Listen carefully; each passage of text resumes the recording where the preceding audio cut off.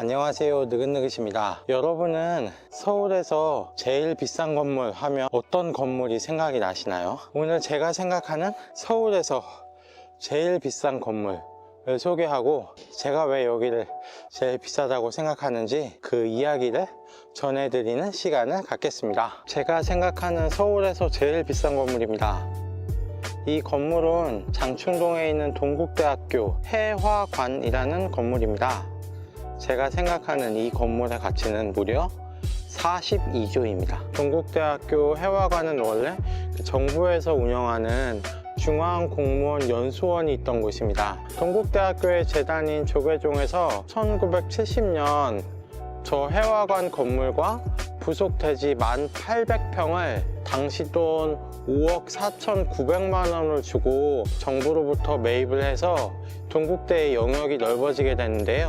당시 조계종에서는 이 연수원 매입 자금을 확보하기 위해서 조계종이 갖고 있던 땅을 팔았는데요. 그때 판 땅이 바로 삼성동 봉은사 앞에 있는 부지 10만 평을 정부 상공부에 5억 3천만 원에 매각을 하게 됩니다. 2014년 한전이 나주 혁신도시로 본사를 이전하면서 삼성동에 있었던 구 본사 부지 2만 4천 평을 매각을 하게 되는데요.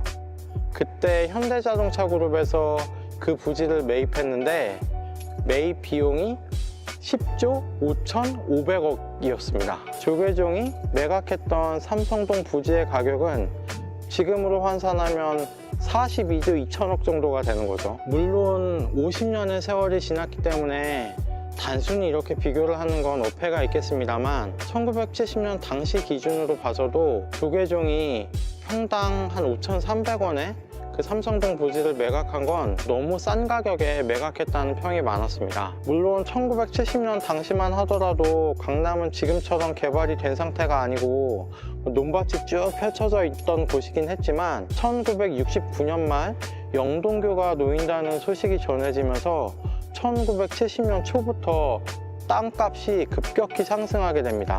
삼성동 일대로 해서요. 그런 상황에서 조계종은 당시 시세에도 못 미치는 가격에 정부에 삼성동 부지 10만 평을 매각을 했던 거죠. 조계종은 왜 헐값에 삼성동 부지를 팔았던 걸까요? 우선 이 거래 주체인 조계종과 정부 층의 사정을 조금 나눠서 살펴보도록 할게요. 우선 정부 측입니다.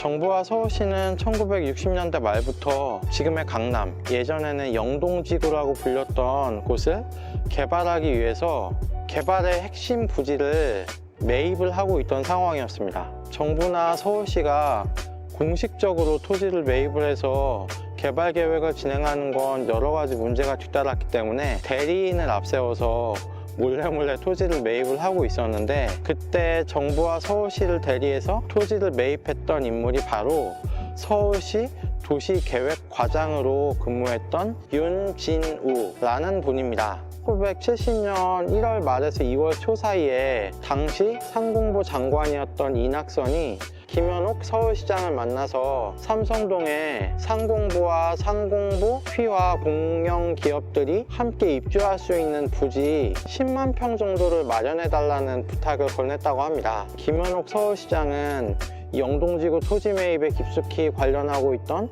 윤진우 과장한테 삼성동 부지 매입을 지시하게 되는데요. 이 윤진우 과장은 땅을 매입할 때 본인이 공무원이기 때문에 신분을 노출하면 안 돼서 가명을 사용했다고 합니다. 삼성동 토지 관련해서 조계종과 거래할 때 사용했던 가명은 윤태진입니다. 윤진우는 이 지시가 떨어지자마자 일에 착수를 해서 1970년 2월 당시 조계종 총무원장이었던 월산 스님과 봉은사가 보유하고 있던 삼성동 부지 10만 평을 평당 4,300원 다 합해서 4억 3천만 원에 매입하는 걸로 계약을 체결하게 됩니다.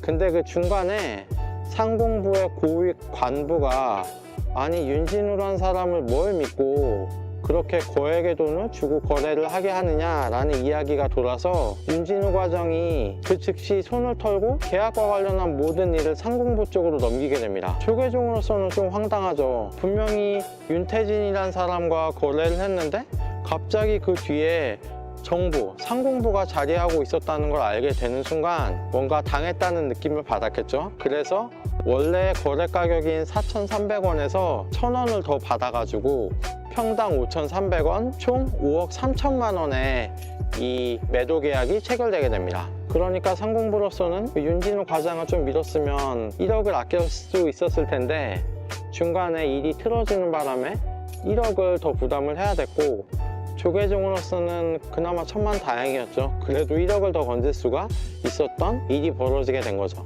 사실 지금 생각해보면 말도 안 되죠. 정부나 서울시가 직접 나서서 토지를 매입하는 것도 아니고 대리인을 내세워서, 그것도 가명을 사용하는 대리인을 내세워서 토지를 싼 가격에 매입을 했던 거니까 지금 기준으로 봐서는 조금 문제가 있었던 행동이긴 합니다. 정부나 서울시는 어쨌든 이 거래를 통해서 영동지구, 특히 영동 제2지구 개발의 핵심이었던 삼성동 부지 10만 평을 확보하는 데 성공을 했는데요. 정부의 목표는 확실하죠. 싼 가격에 토지를 매입하자. 그리고 그 목표를 달성을 했습니다. 조계종의 입장이 사실 잘 이해가 안 가는 게, 물론 종교인의 입장에서 세속의 여러 상황에 조금 관심이 없을 수도 있었겠지만, 제가 방금 말씀드린 정보 같은 것들이 무슨 굉장히 고급 정보여서 비밀에 감춰져 있던 게 아니라 당시 신문에도 대대적으로 언급이 되고 있었던 사실이었거든요. 삼성동 부지 땅값이 무지무지하게 오르고 있다. 그 상황에서 왜 이렇게 서둘러서 삼성동 부지 10만 평을 매각을 했을까요? 당시 조계종 내부의 판단을 살펴볼 수 있는 자료 같은 것들이 공개가 돼 있지 않기 때문에 가설을 세워서 이야기를 드릴 수밖에 없을 텐데, 우선은 이 거래를 통해서 조계종이 얻은 것, 그러니까 당시 중앙공무원 교육원 건물과 그 일대의 부지를 신속히 확보해야 될 필요가 있을 수도 있었겠죠. 조계종은 당시 교육원 건물을 활용해서 불교회관을 건립하고자 했습니다. 당시 상황을 좀 생각을 해보면, 해방 이후에 불교 내에서는 그 승려의 혼인을 허락하지 않는 비구 측과 승려의 혼인을 허락하는 대처 측으로 진영이 나눠져서 격렬하게 대립을 하게 됩니다. 1970년에는 대처 측에서 태고종이라고 하는 종단을 인가를 받아서 조계종으로부터 이렇게 떨어져 나오게 됐는데요. 그 전에는 같은 종단 내에서 내부 대립이었지만, 이제는 불교의 헤게모니를 두고 조계종과 태고종이 대립을 하는 상황이 발생을 했던 거죠. 조계종 측에서는 자신들의 권위를 대외적으로 좀 알리기 위해서라도 불교 회관이라고 하는 시설이 급하게 필요하다는 판단을 내릴 수도 있지 않았을까 생각을 해봅니다. 그리고 세간에 떠도는 이야기로는 당시 중앙공무원 교육원을 소유하고 있었던 정부 총무처 측에서 꽤 교섭을 잘했던 모양이에요. 조계종 측에 이 교육원을 사려고 하는 사람들이 한둘이 아니다. 그리고 그 중에 교회에서도 이 건물을 사고 싶어 하는 쪽이 있던데 괜찮으시겠어요? 라고 이야기를 흘렸던 거죠. 조계종이나 동국대학 입장에서는 대학이 앞으로 확장하기 위해서는 이 교육원과 그 인근의 부지가 절대적으로 필요한 상황이었을 텐데, 다른 곳에 이 부지가 매각이 되면 곤란한 건 차치하고 교회가 들어서는 건 좀 막아야 되잖아요. 그래서 그 거래에 굉장히 서둘렀다고 하는 소문도 전해집니다. 그럼에도 불구하고 사실 이해가 안 되는 측면이 있는데, 이거는 약간 음모론적인 가설이긴 합니다만, 정부나 당시 고위 인사가 조계종 측에 중재를 하거나 일정한 압력을 가했던 게 아니냐라고 하는 이야기도 있습니다. 이 이야기의 중심에 있는 인물이 당시 정권의 실세 중의 실세였던 이후락입니다. 이후락은 조계종의 전국 신도회 총회장 자리를 맡고 있었는데요. 1970년 1월 주일대사로 임명이 되면서 그 자리에서는 물러나게 됩니다. 앞서 말씀드린 대로 봉은사 삼성동 부지와 관련한 계약이나 여러 가지 일들이 그 이후에 벌어졌다는 걸 생각해 볼 때 이후락이 개입했을 여지가 있나라는 생각이 될 수도 있는데, 2016년에 이 봉은사 부지와 관련해서 조계종 내에서 환수와 관련한 목소리나 주장들이 굉장히 높아졌거든요. 당시 불교신문에서 공개한 자료를 보면 1969년 12월 초에 이미 조계종에서는 삼성동 부지를 매각을 해서 불교회관 건립에 필요한 자금을 확보하겠다고 하는 방침이 정해졌다고 하는 자료가 공개가 됐습니다. 이 결정을 승인하고 인가했던 종단과 관련한 여러 기관장들의 사인이 적혀진 동의서도 같이 공개가 됐는데 여기에 이후락이 이름을 올리고 있었던 거죠. 그러니까 조금은 음모론적인 시선에서 보면 1969년 12월 말에 이후락이라고 하는 정권의 실세 중의 실세가 어느 정도 중재나 압력을 통해서 조계종의 봉은사부지 매각에 대한 틀을 잡아놨고 1970년에 넘어가서 그 틀대로 어느 정도 거래가 이루어진 게 아니냐 하는 해석도 가능할 수 있을 것 같긴 합니다. 50년이 지난 지금 결과를 놓고 보면 조계종 측에서는 더 답답할 것 같아요. 조계종에서는 땅 10만 평을 5억 3천에 팔았는데 50년이 지난 지금 그 땅이 산술적으로만 따져봤을 때는 42조 2천억이 된 거니까 얼마인가요? 한 8만 배 정도 토지 가격이 뛴 거죠. 정말 말도 안 되는 가격 상승이긴 합니다만 그렇게 됐습니다. 세속에 찌들 대로 찌든 저의 눈으로 봐서 그럴진 모르겠지만 조계종의 역사를 놓고 봤을 때 경제적인 선택에 있어서 이 삼성동 부지 매각은 가장 아쉬운 선택이지 않았을까 하는 생각도 듭니다.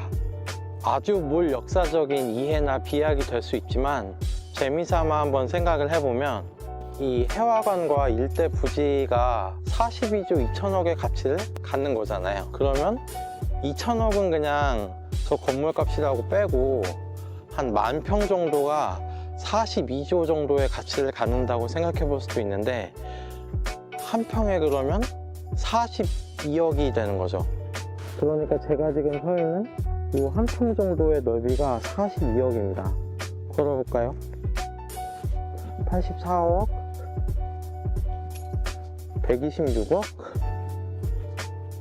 168억, 210억. 이렇게 5평 정도만 걸어도 210억어치의 토지 가치를 갖는 넓이를 제가 지나온 것이라고 이해를 할 수가 있겠죠. 물론 이건 좀 말도 안 되는 이야기이긴 하죠. 그래도 이런 걸 봤을 때 그 조계종의 거래가 얼마나 안타까운지 짐작은 해볼 수는 있을 것 같습니다.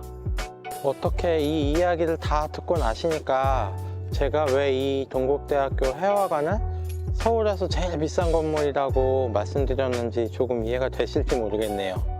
너무 지나친 비약과 억지가 있어서 조금은 어폐가 있을지 모르지만 서울의 강남 개발 과정에서 조계종과 동국대학교가 어떻게 연관이 되어 있는지 그 안에서 또 어떤 가슴 아픈 사연이 있었는지 함께 이야기를 드리고자 오늘 동국대학교 해화관을 소개해 드리면서 서울에서 가장 비싼 건물이 아닐까라고 말씀을 드려봤습니다. 오늘 제 영상은 여기까지고요. 시청해 주셔서 감사합니다. 끝.